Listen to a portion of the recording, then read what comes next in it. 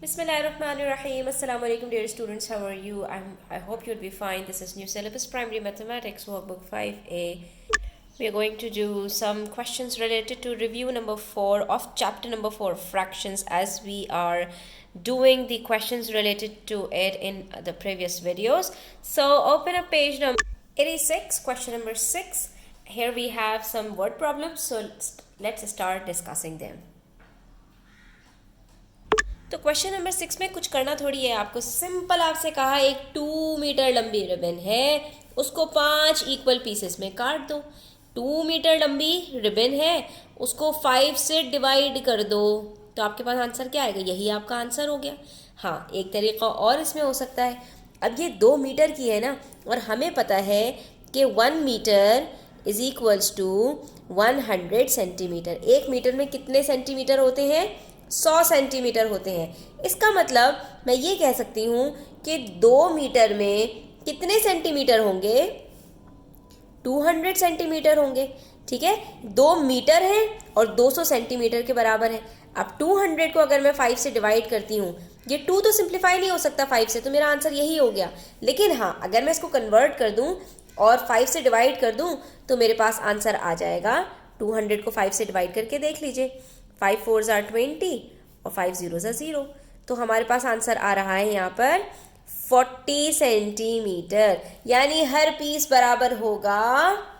आपसे पूछा है ना what was the length of each piece, तो आप कह सकते हैं the length of each piece is 40 centimetre. तो आप यहाँ पर अपना रिजल्ट भी कुछ इसी तरह से लिखेंगे। अब आप चाहें तो सिर्फ 2/5 मीटर पर भी अपना आंसर लिख सकते हैं, वो भी बिल्कुल ठीक है। तो आपका आंसर फ्रैक्शन में आ जाएगा, और अगर आप इसको कन्वर्ट कर देते हैं तो आपका आंसर होल नंबर में आ जाएगा। दोनों का मतलब बिल्कुल एक ही है। Question number 7, a laptop and a fan weighed 10 whole 4/5 kg all together. 2 चीज़ों का मास है, मिलकर इतना बनता है, फैन का और लैपटॉप का। The fan weight 6 whole 3/10 kg, जिसमें से यानी इसमें से फैन का वेट इतना है। How heavy was the laptop? Simple है भाई, टोटल मास इतना है जिसमें से फैन का वेट इतना है, तो इसमें से इसको सब्ट्रैक्ट कर दीजिए, पता चल जाएगा कि लैपटॉप का वेट कितना है। तो बच्चों याद है ना, जब 2 मिक्स नंबर्स को सब्ट्रैक्ट करना होता है तो क्या करते हैं? होल नंबर में से होल नंबर को सब्ट्रैक्ट करते हैं। 10 - 6 4 आ गया। उसके बाद जो आपके पास प्रॉपर फ्रैक्शन दिया हुआ होता है उसमें देखते हैं कि डिनोमिनेटर सेम है। अगर डिनोमिनेटर सेम है तो ऊपर वाला डिनोमिनेटर जो न्यूमरेटर है वो पहला वाला न्यूमरेटर बड़ा है या छोटा है। तो हम यहाँ पर देख सकते हैं कि डिनोमिनेटर सेम नहीं है, तो हम इसको कैसे सेम कर सकते हैं? 5 2s are 10, तो दोनों सेम हो जाएंगे, तो 4 2s are 8। उसके बाद हम ये देखेंगे कि 8 3 से बड़ा है या नहीं, बड़ा है, तो इसका मतलब हम इसको एज इट इज सब्ट्रैक्ट कर सकते हैं। इसको इम्प्रॉपर फ्रैक्शन में चेंज करने की ज़रूरत नहीं है। हम इसको इसी मेथड से सॉल्व करेंगे, तो हमारे पास यहाँ पर आंसर आएगा 4 होल 5/10। यहाँ पर हम इसको सिंप्लीफाई कर देंगे तो हमारे पास बच जाएगा 4 होल 1/2। तो the laptop weight 4 whole 1/2 kgs। Next we have question number 8, Sam saved $45। Sam ने सेव कर लिए $45। He donated 2/5 of his savings to charity.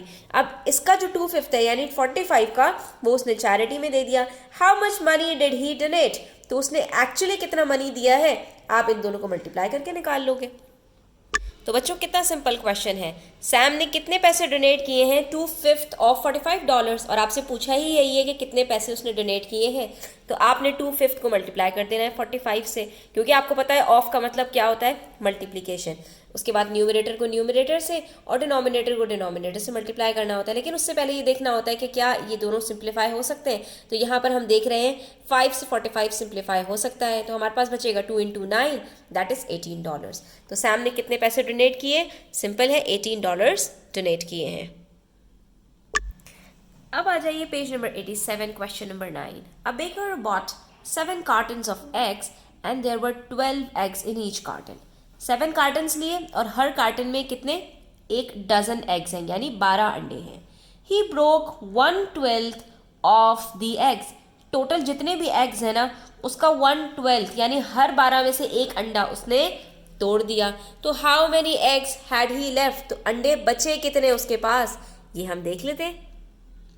इस क्वेश्चन को जरा स्टेप बाय स्टेप समझते हैं। कितने कार्टन हैं एग के? 7। हर कार्टन में कितने एग्स हैं? 12। तो टोटल एग्स कितने हो गए? 12 × 7। 12 की टेबल पढ़ लीजिए, 84 एग्स हो गए। ठीक है। 84 एग्स उसके पास हैं, जिसमें से 1/12 ऑफ 84 एग्स टूट गए हैं, लेकिन हमसे टूटे हुए अंडे नहीं पूछ रहे, हमसे पूछ रहे हैं बाकी कितने बचे। तो हमारे पास टोटल यूनिट्स कितने हैं एग्स के? 12, जिसमें से कितने यूनिट्स टूट गए हैं? 1 यूनिट। तो बाकी कितने बचे? 12 - 1, 11 यूनिट्स बचे हैं अभी।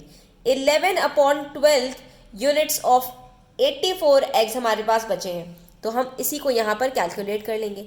जब हम इसको कैलकुलेट करते हैं तो हमें पता है कि 12 7 = 84, अभी तो हमने यहाँ पर किया था 12 7 = 84, तो यहाँ पर ये सिंप्लीफाई हो गया। 11 × 7 हमारे पास 77 एग्स बाकी बच गए हैं, क्योंकि जब जाहिर सी बात है 1/12 टोटल एग्स का कितना होगा?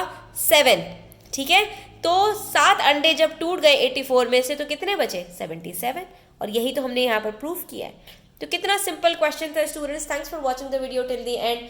Please hit the like button, share it with your friends and subscribe to my channel. Take care, अल्लाह हाफिज़।